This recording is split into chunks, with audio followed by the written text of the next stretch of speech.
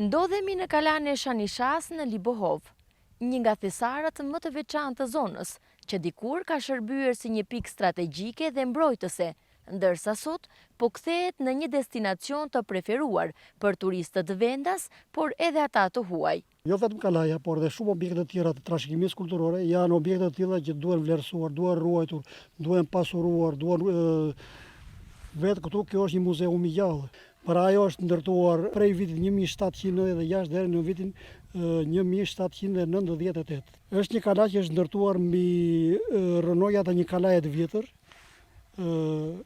koha e së cilës akoma nuk është zbuluar. Vetë pozicioni që ka kjo kala ka një pozicion dominant sepse është ndërtuar mbi një kodër shkëmbore e cila dominon gjithë vendin, sepse dhe qëllimi i kalave ky ishte që kalat kontrollonin territorin nga vinin ushtrit e të tjera për të mbrojtur.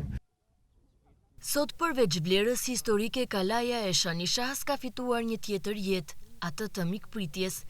Pranë saj dy familje Libovite, Hide dhe Tosuni kanë hapur një bujtin dhe ofrojnë akomodim, ushqim tradicional dhe një përvojë autentike për vizitorët.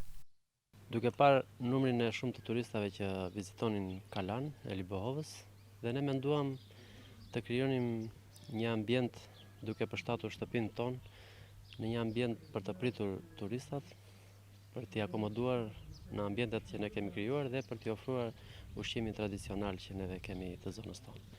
Deri këtë momente që po flasim tani, reagimi ka qenë i mirë i gjithë njerëzve që kanë vizituar kalan, po njëkohësisht dhe ambientet tona.